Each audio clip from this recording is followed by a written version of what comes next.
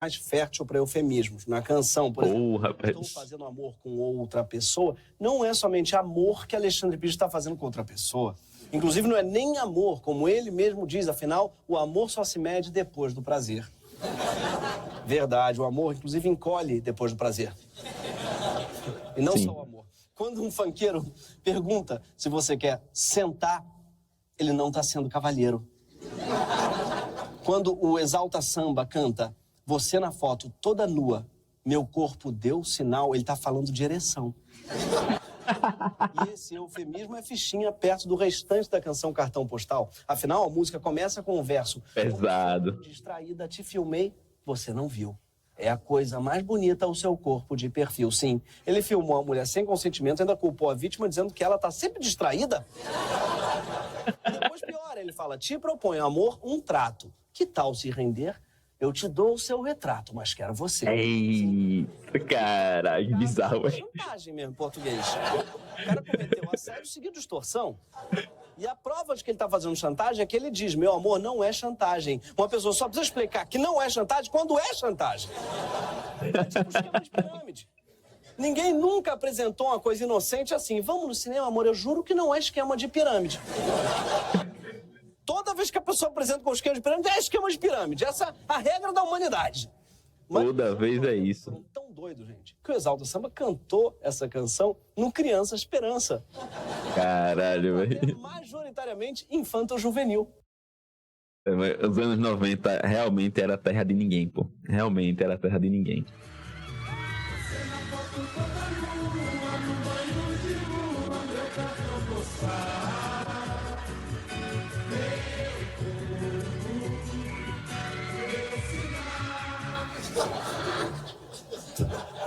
Sim, o carisma do Périx é tão grande que foda-se. Sobre assédio pra criançada, vai, Péricão. Com essa camisa de cetim laranja, com esse suspensório, tu pode tudo, irmão. Inclusive, carisma da porra, meu. Perfil, Périx, diz que eu tô sempre distraído. Podem ver. Eu não sei se vocês perceberam, mas eles inventaram o TikTok, vocês viram isso? Você na foto toda nua, no banho de lua, meu cartão postal. Cadê? Cadê o povo fazendo isso no TikTok de hoje em dia, pelo amor de Deus? Mas aqui no Greg News, volta e meia, a gente tem que usar um eufemismo para não cometer crime de calúnia, que é o crime de acusar alguém de crime sem condenação. Sim, você está cometendo um crime quando acusa alguém de ter cometido um crime, mesmo que a pessoa tenha cometido um crime. Até porque crime tem pelo menos duas acepções. Para o advogado, crime é uma oportunidade. Não, isso é... Crime, para o advogado, é a transgressão imputável da lei penal. Mas o dicionário também define culpa. Ação com consequências sociais desastrosas ou qualquer ação ética e socialmente condenável. Crocs, por exemplo, pode ser crime. Anos 90 foi o Brasil aprendendo a se racionalizar de novo. Faz merda, é verdade, viu? Passou por esse período complicado aí. Anos 90 foi tipo uma tentativa de retomar uma normalização, né? Ali é para ressocializar novamente e tudo mais, enfim, né? Sem aquela tutela forte da ditadura, né? Real isso aí. Trocar a luz amarela por luz branca? Testando como é o nome? Testando os limites, né? Ali, testando os parâmetros da nova Constituição, enfim, né? Um chão de taco para botar porcelanato, mas também ações socialmente condenáveis de verdade, que por algum motivo não podem ser ou não foram ainda punidos pela lei. Um desses crimes, que os advogados dizem que não podem ser chamados de crimes, veio à tona há 5 anos, sem que ninguém, até hoje, tenha sido responsabilizado, nem civil. Isso é mais bizarro, pô. O dia Isso é o mais bizarro, de pô. março de 2018. Naquela tarde aconteceu simplesmente a maior tragédia socioambiental urbana do mundo. E sabe em que país esse negócio aconteceu? Bangladesh? Nigéria? África? Não, até porque a África não é país, idiota! Só do sul. Foi no Brasil. E a central. Na cidade de Maceió. A tragédia foi tão gigantesca que ela já é chamada hoje por pesquisadores da USP de Chernobyl alagoana. Sim.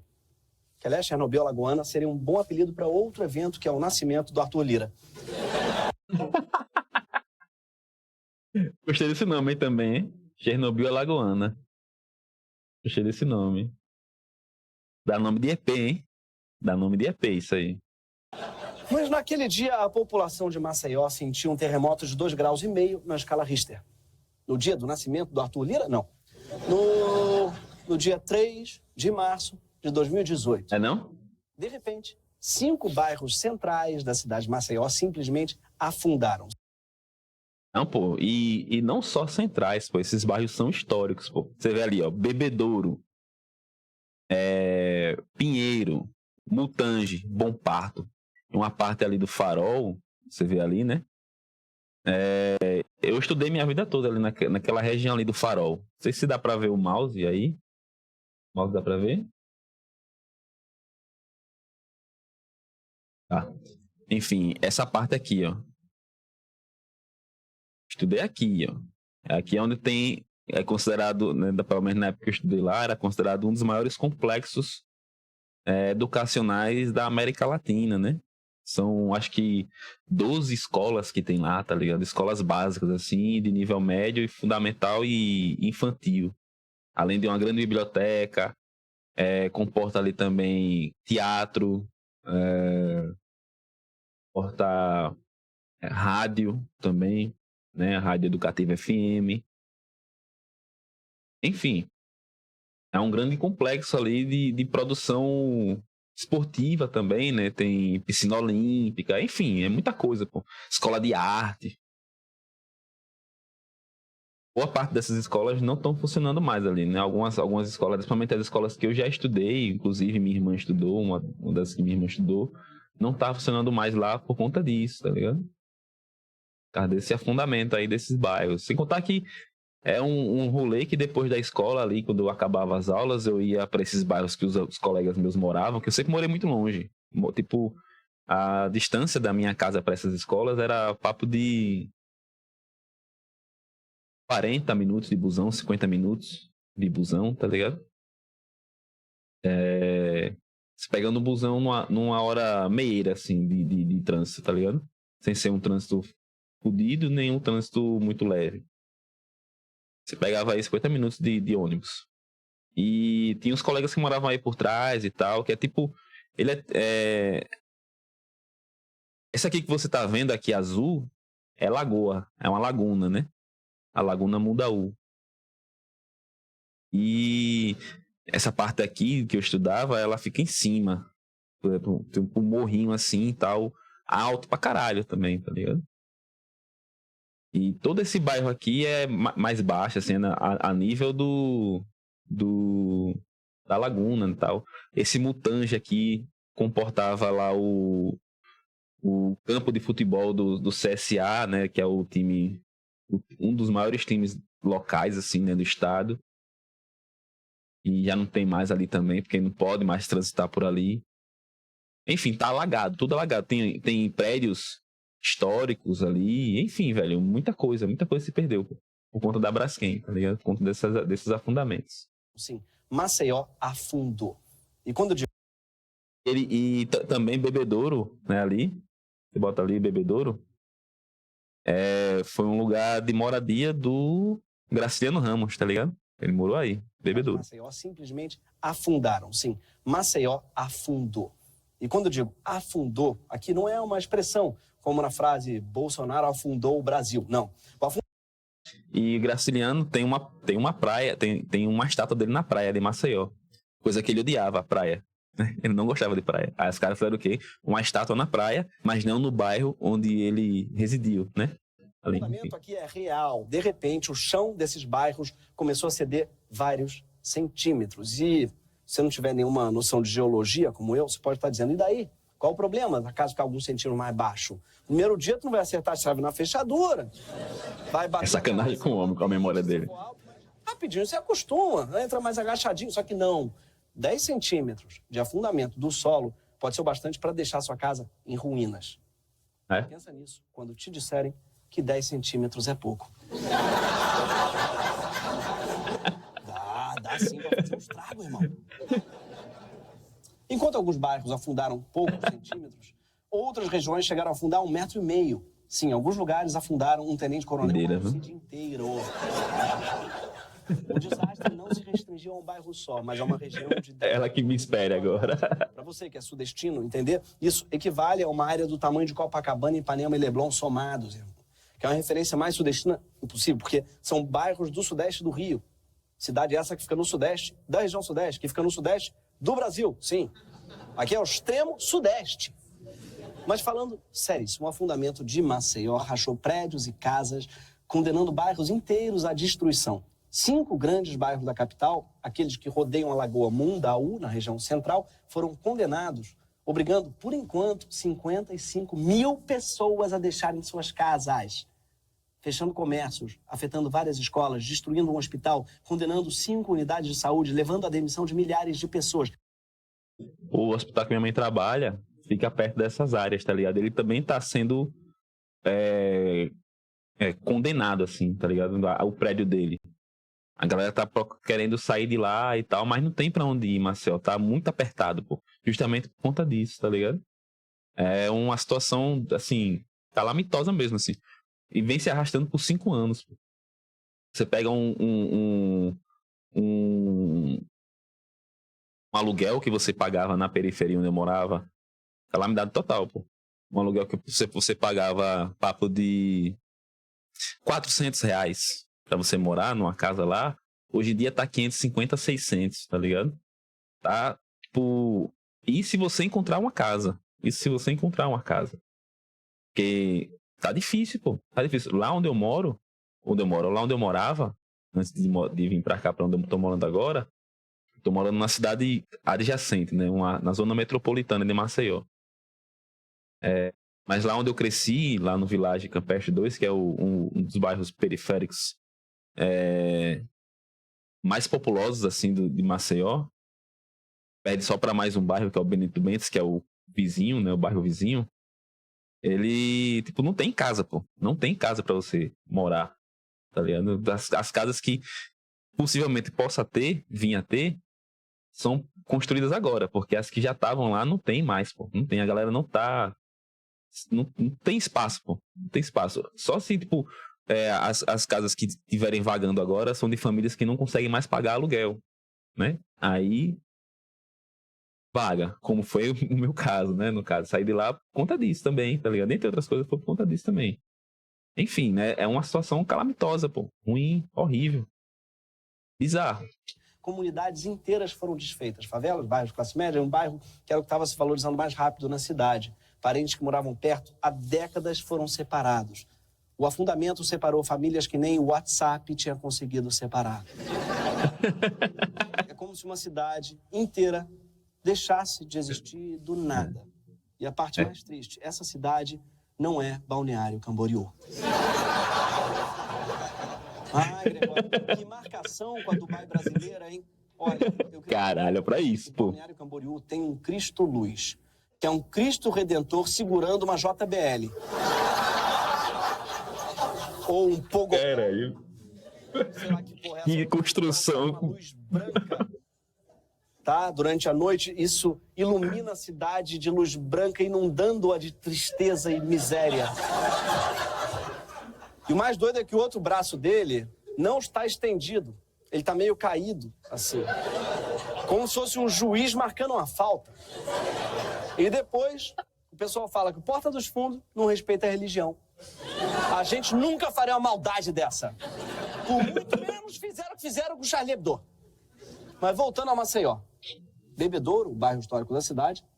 Bebedouro tá irreconhecível. Eu passei uns dias lá, tá irreconhecível, velho. E pior de tudo é que eles fecharam, né? A empresa, desgraçada, responsável por isso, fechou o bairro, pô. Fechou, simplesmente. Saiu comprando as residências. Eles não foram condenados, pô. Mas eles saíram comprando todos os lotes. Então eles são donos de toda a área agora. Por incrível que pareça. Eles foram responsáveis pela desgraça do bairro, da vida das pessoas, pela situação calamitosa que Maceió tá, e que eles receberam em troca um bairro inteiro só para eles. Vários bairros inteiros para eles, né? Porque tem Bebedouro, Mutange, Pinheiro, enfim.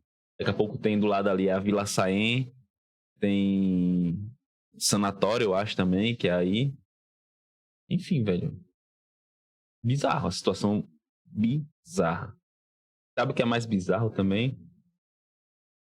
Há relatos de moradores que na época, quando aconteceu isso, a prefeitura tinha lançado uma liminar para eles pararem com essas escavações, com esses trabalhos lá de retirada desse minério, né?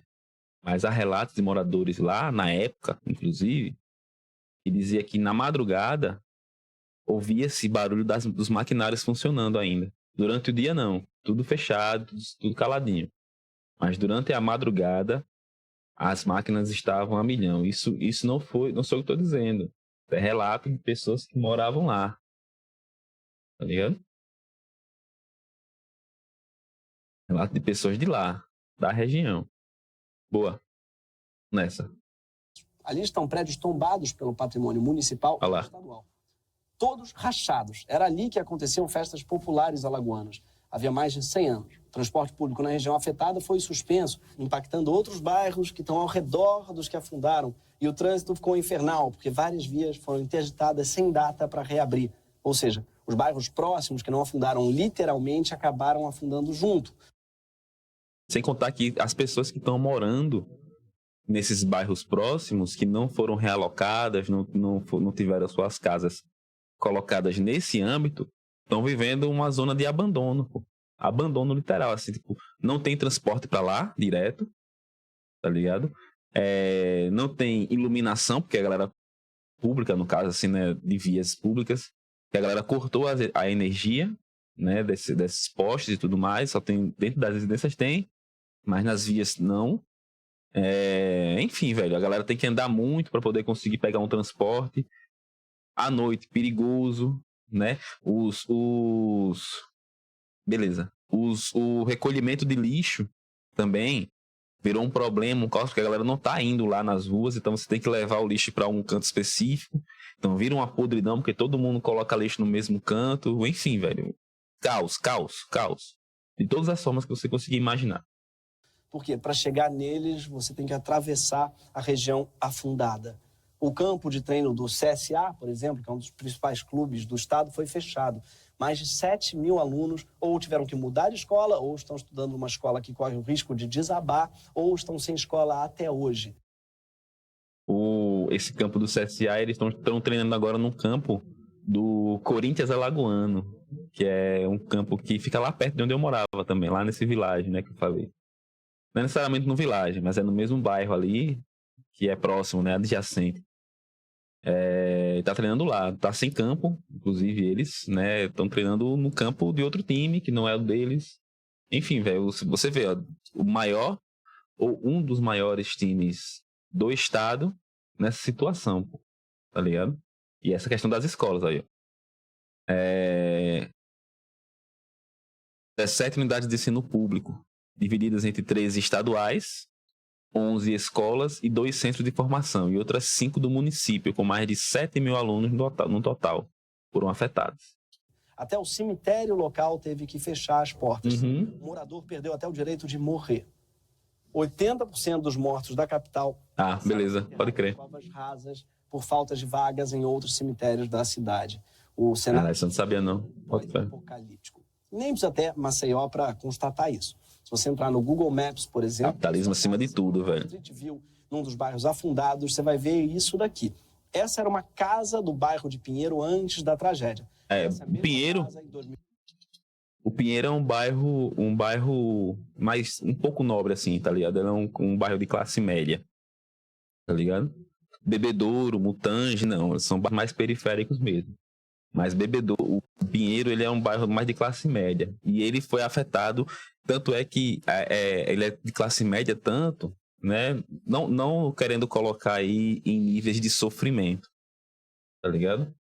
Mas os primeiros movimentos a serem ouvidos, a serem publicizados, foram os movimentos do Pinheiro, por exemplo. Tá ligado? Você vê que até o sofrimento tem classe social, tá ligado? Tem prioridades de classe, no caso, né? Então, as demandas do Pinheiro foram atendidas primeiro do que as do Bebedouro, do que as do Mutange, tá ligado? As vozes, primeiro ouvidas, foram dos moradores do Pinheiro. Tanto é que o caso, inicialmente, era conhecido como Pinheiro, o caso Pinheiro. Depois é que começou a aparecer, não, pô, não é só o Pinheiro. Tem os bairros vizinhos, as comunidades vizinhas periféricas e tudo mais. Aí começou a se ouvir mais essa galera, tá ligado? As marisqueiras que moravam ali também, porque a galera... Marisco da Lagoa Mundaú, tá ligado? Então a galera, tipo, morava ali, catava o seu sururu ali também, tá? Que é uma coisa, enfim, velho, caos. 2022. Casa Agora pra aí. Pinheiro antes da A mesma casa, velho. E essa mesma casa em 2022. Essa Exato. é uma igreja evangélica em 2011. Essa é a mesma igreja em 2022. Repare que Deus já não está mais sendo fiel. Ele salva, mas não é fiel. Salva. Então não deve ser o Jesus de Balneário Camboriú, porque está ouvindo música. A JBL dele. Mas de onde é que veio esse terremoto? Do nada? Ou como diz o rei do Kuduro, do Neida? Não. Neida? Existe terremoto do Neida. Não existe isso. Afinal de contas, o Brasil está relativamente seguro em relação a terremotos. Inclusive, é uma das poucas coisas com as quais o Brasil está seguro. A gente aqui tem desastres de todo tipo, né? Que vão da dengue ao chupacu de Goianinha. Passando pela dramaturgia da Record, pelo ET Bilu, que inclusive foi uma dramaturgia da Record. Mas busquem conhecimento. Quase não tem. Quando tem, não costuma arrasar uma cidade toda. Né? Richter, pra gente, não é uma escala, é uma versão brasileira. É verdade. Mas uma rápida investigação, você descobre que debaixo de Maceió não tem um encontro de placas tectônicas, e sim uma imensa pedra de sal. Sim, debaixo de Maceió tem muita salgema, que é uma substância fundamental da indústria petroquímica, usada, por exemplo, para fazer plástico. E há décadas que essa salgema vem sendo extraída pela gigante petroquímica que hoje atende pelo nome de Braskem. Sim, também não entendo esse nome, que parece a resposta do editor do Machado de Assis, quando ele falou o nome do livro. Braskem? Póstumas de Braskem? Brás Cubas, Braskem? Da sua história, lá nos anos 70, a Braskem se chamava, inclusive, Salgema. Sim, eles eram tão... Busquei conhecimento. Tipo a banda Só no Sapatinho, cujo sucesso era Só no Sapatinho, música cujo refrão era Só no Sapatinho, e foi lançado num álbum de nome Só no Sapatinho. Só no Sapatinho. A galera gostou, achou esse nome muito criativo, aí usou pra tudo, né? Vamos extrair o máximo desse líquido aí, desse caldo, né? Nessa época em que se chamava Salgema, a Braskem abre minas para retirar a substância do solo de Maceió de forma inadequada, desestabilizando as cavernas subterrâneas que ficavam embaixo dos bairros, 1.000 metros abaixo do nível da rua. A população, lá em cima, nem sabia direito que tinha uma mineradora explodindo minas debaixo das suas casas. E você reclamando que o vizinho de baixo está aprendendo a tocar bateria. Maceió está explodindo as paredes debaixo de você. Em 4 décadas de perfuração, a Braskem retirou o equivalente ao volume de 3 estádios do Maracanã do Doideira, né, velho? Maceió. Segundo o órgão federal de geologia, foram 35 minas de sal escavadas, algumas bem próximas umas das outras. Até que o solo ficou parecendo um queijo suíço e cedeu, feito um queijo brasileiro, um catupiry, afundando. É verdade, tem esse aí do Black Sabbath. Boa parte do centro de Maceió. E não foi por falta de aviso. O professor José Geraldo Marques já tinha dito que isso podia acontecer desde 1978. Eu não lembro qual foi a matéria que ele me ensinou. Foi no primeiro semestre. Foi aluno desse professor aí. E ele fez um estudo sobre a geologia daquela região e ele já tinha comentado também, junto com o professor José Geraldo Marques, sobre a problemática de estar tendo esse tipo de exploração ali.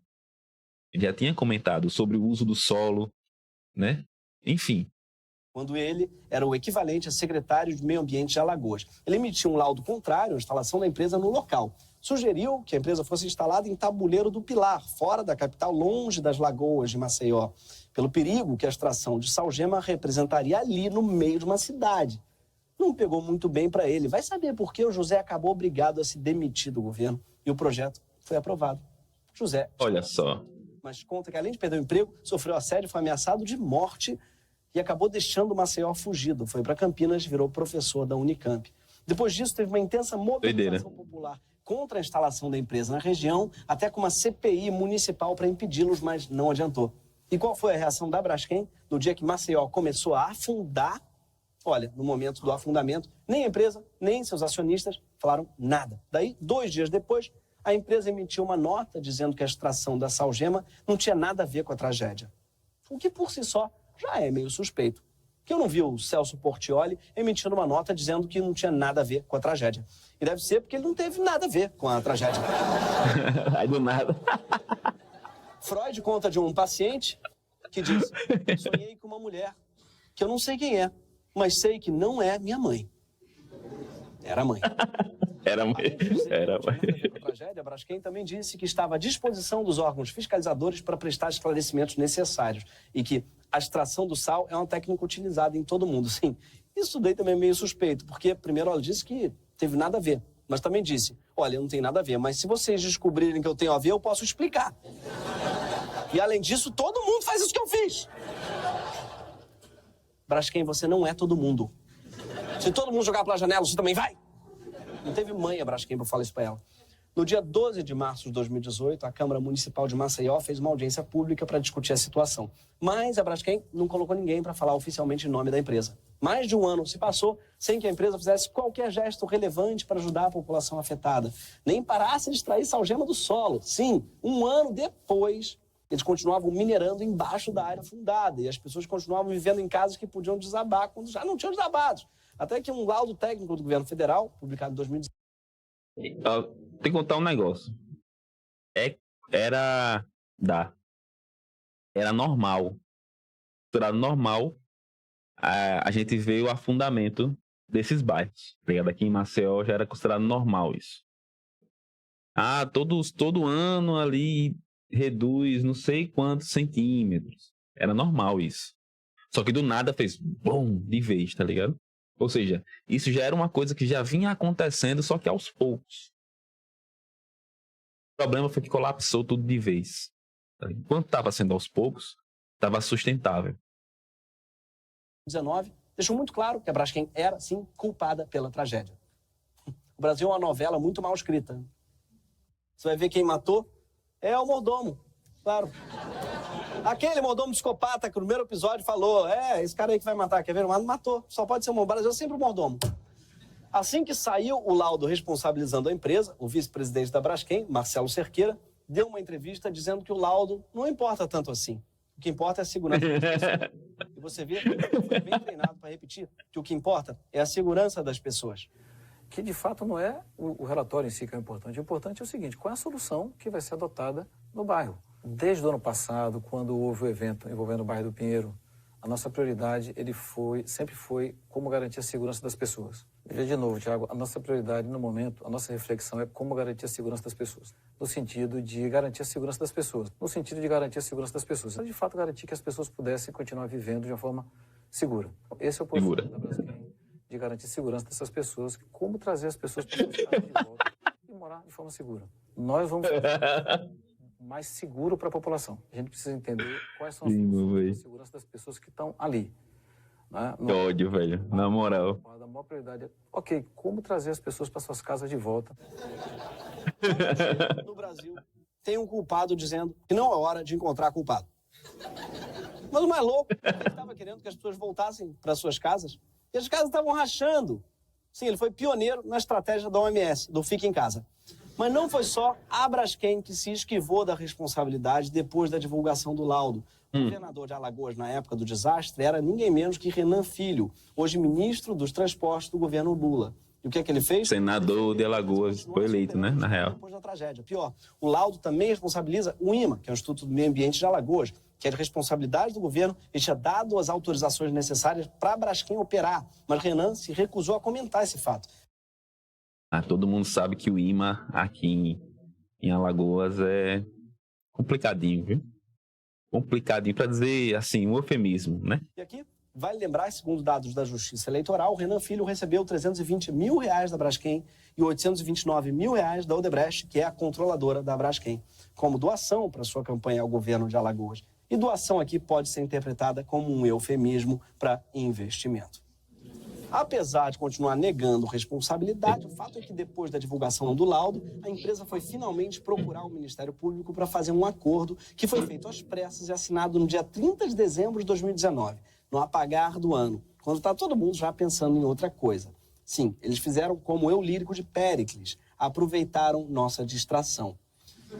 Como sempre distraído, assinei, você não viu. Na prática, a indenização para os moradores passou a ser feita de um jeito muito confortável para a empresa. Segundo os afetados, o morador da casa condenada primeiro tem que assinar um acordo se comprometendo a sair e entregar a escritura da casa, basicamente abrindo mão da propriedade, e quem aceita a proposta recebe uma ajuda de R$5 mil para a mudança e um auxílio mensal de R$1.000 da empresa, enquanto tenta chegar a um acordo sobre o valor do imóvel que teve que ser desocupado. Só que 15 mil casas foram desapropriadas, portanto 15 mil famílias tiveram que procurar casa nova de uma hora para outra, o que fez com que o preço do aluguel no resto da cidade disparasse e os R$1.000 não dessem para nada. E é só nesse momento, o morador já fora de casa, ganhando um aluguel social muito baixo, que eles começaram a negociar o valor a ser pago pela propriedade dele.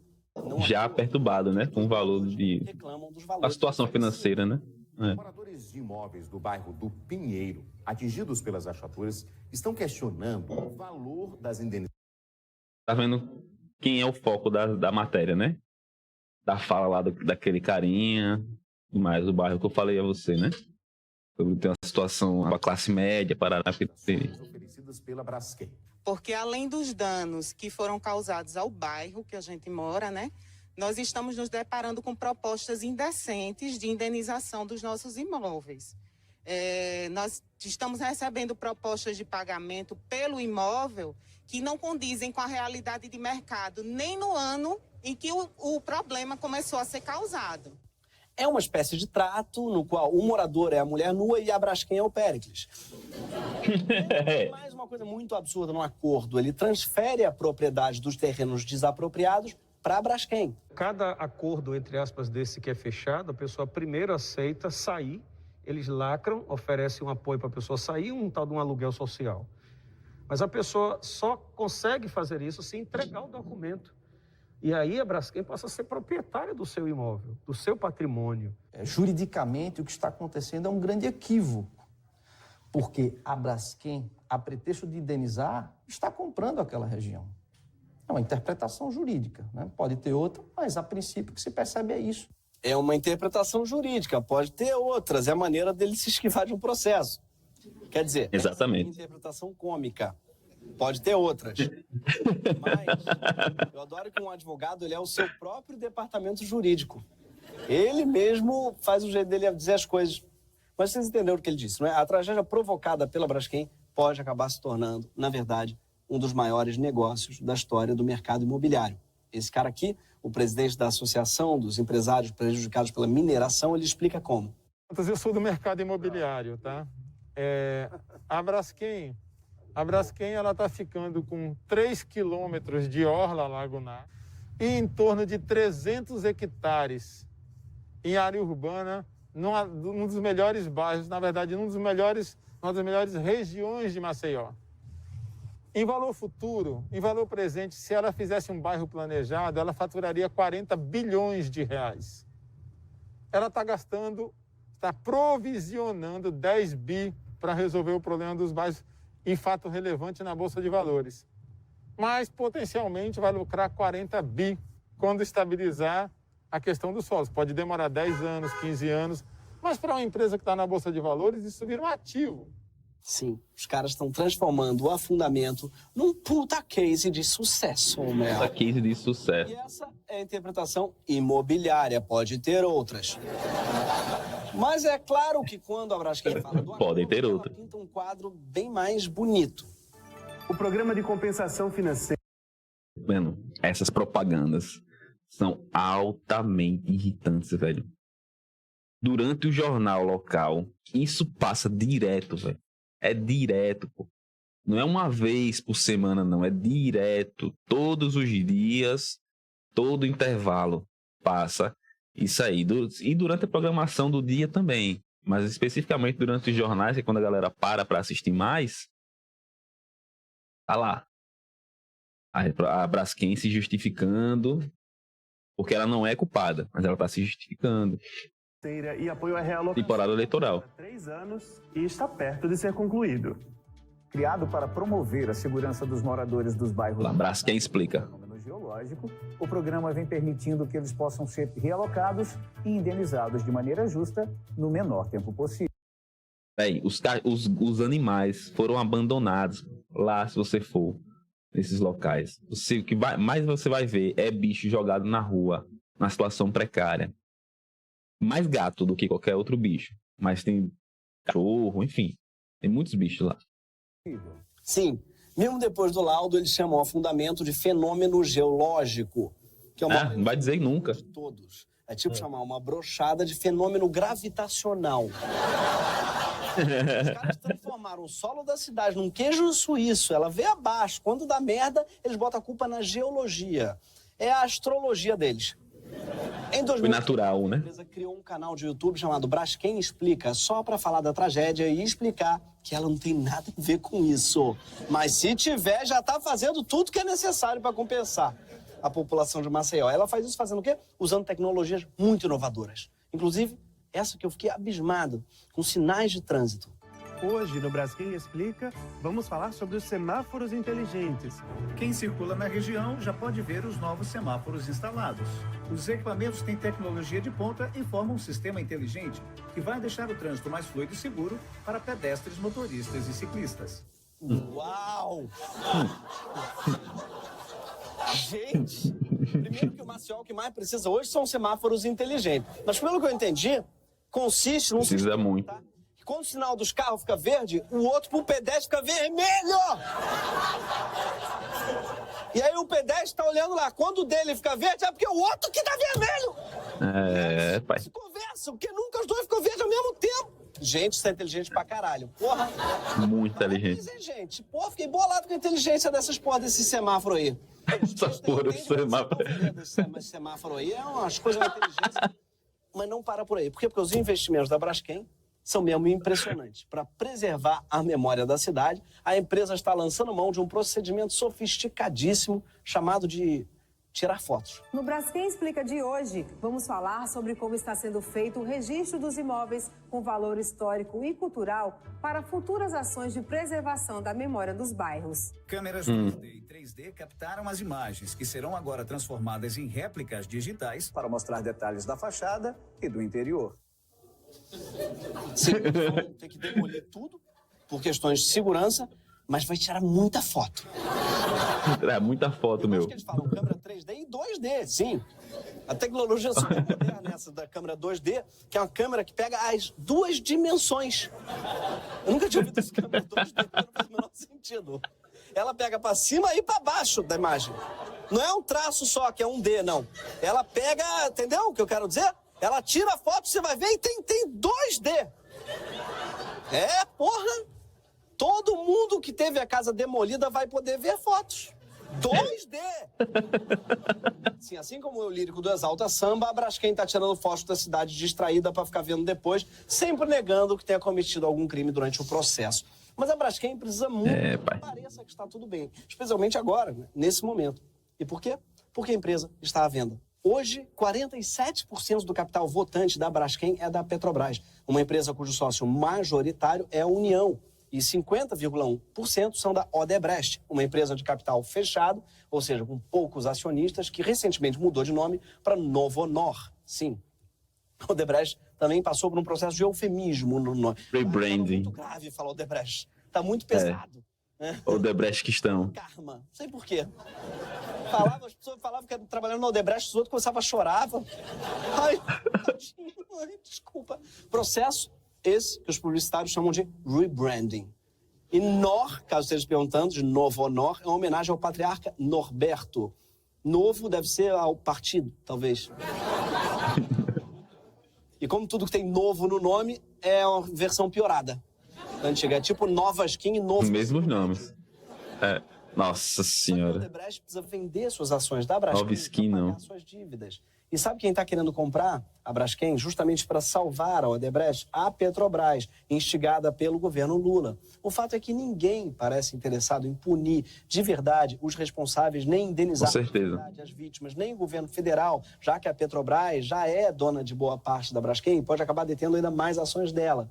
Os moradores dos 5 bairros centrais de Maceió estão meio que sozinhos na desgraça. Para vocês terem ideia, nem a Nana Gouveia foi tirar foto lá. Nem a Sônia Abrão deu uma ligada, nada. Mas não precisa ser assim. O próprio Renan Calheiros, cuja relação com os Odebrecht se deteriorou muito depois que ele foi citado na delação premiada dos empresários, tem defendido que antes da Braskem ser vendida, a empresa precisa renegociar o acordo e precisa terminar de pagar o que deve ao Estado de Alagoas e aos cidadãos de Maceió e pagar um valor que ele mesmo estima que seja muito maior do que o que foi pago até agora. Ele estava fazendo reunião recentemente com as vítimas da Braskem, né? Que a galera se organizou enfim, né? Em grupos, né?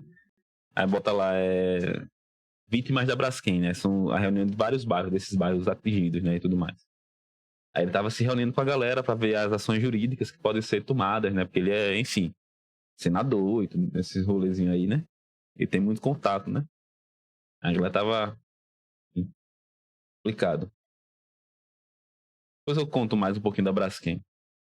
Os moradores têm defendido que os recursos adicionais sejam usados não só para indenizar melhor todo mundo, mas também para criar, na região afundada, um bairro modelo ecológico com um grande parque na beira da lagoa a serviço da população de Maceió.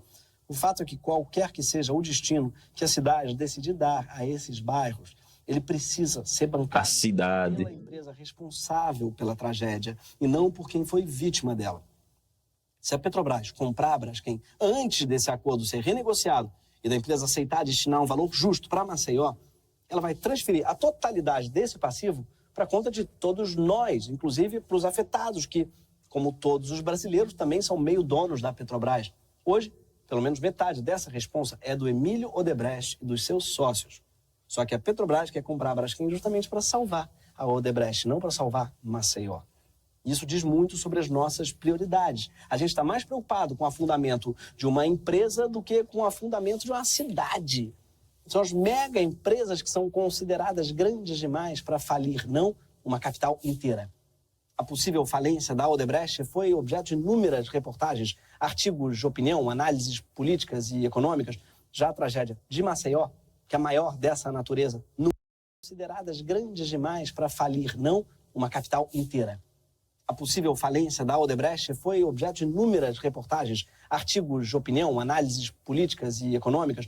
Já a tragédia de Maceió, que é a maior dessa natureza no mundo, que desalojou dezenas de milhares de famílias, afundou bairros inteiros de uma grande cidade brasileira, é uma ilustre desconhecida do grande público.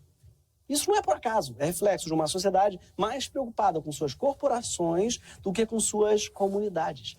E é por isso que o futuro de Maceió, e o que virá depois de suas ruínas, diz muito sobre o futuro que a gente vai escolher para o nosso país. Punir os responsáveis e cuidar das vítimas aqui é mostrar que a gente ainda não perdeu a capacidade de se sensibilizar com as verdadeiras tragédias, aquelas que não podem ser tratadas com eufemismos. Esse foi o Greg News. A Braskem, pô, isso quer dizer, né? Ela, em Maceió, por conta da própria Braskem, né? Ela já teve desastre ambiental por aqui, tá ligado? Porque, assim, a sede dela, da Braskem, fica em área urbana também. Inclusive, quando você tá saindo de Maceió para vir para Marechal Deodoro, que é onde eu moro, você passa por ela, obrigatoriamente. Ou seja, ela é uma indústria, uma fábrica, um rolezinho desse assim, altamente contaminante, assim, o produto que ela trabalha, e que está no meio de uma área urbana também. Então, já teve problema com ácido, com nuvem ácida, que acabou sendo despejado por ali. Eles são obrigados a manter um cinturão verde ao redor deles para distanciar das áreas de moradia, tá ligado? Mas é isso, assim, ela cada vez mais vai avançando, vai na tentativa de tomar os imóveis que estão ali ao redor, tá ligado? Todo ano tem ação da Braskem para ver se consegue tomar os imóveis da galera que mora ali ao redor, tá ligado? Recentemente, não foi a Braskem, foi outra empresa, inventou de querer fazer como é que chama? Como se fosse um tonel, enfim, um armazenador. Eu esqueci o termo agora que a galera usou. Mas, enfim, é um armazenador de ácido sulfúrico no porto de Maceió, que não necessariamente fica perto da fábrica da Braskem, mas é tipo um retão assim só, e chega lá, é uma via única, assim, dá para chegar direto, tá ligado? Enfim, queriam colocar esse tanque de armazenamento de ácido sulfúrico no cais do porto, que também é numa área urbana, próximo à comunidade pesqueira, tá ligado? Ao outro centro histórico de Maceió, que é o Jaraguá. Enfim, tem vários prédios tombados ali, patrimônio cultural, Parará, Pererei, o Misa fica ali. Enfim, velho, tem vários prédios históricos. A galera queria botar esse armazenador de ácido sulfúrico lá, que era 8.000 metros cúbicos, uma coisa assim, uma coisa gigantesca, tá ligado? Aí foi anunciado como quem não quer nada, simplesmente anunciou, fizeram uma audiência pública, não chamaram nem os moradores da comunidade pesqueira, a galera não ficou sabendo, tá ligado? Direito, assim.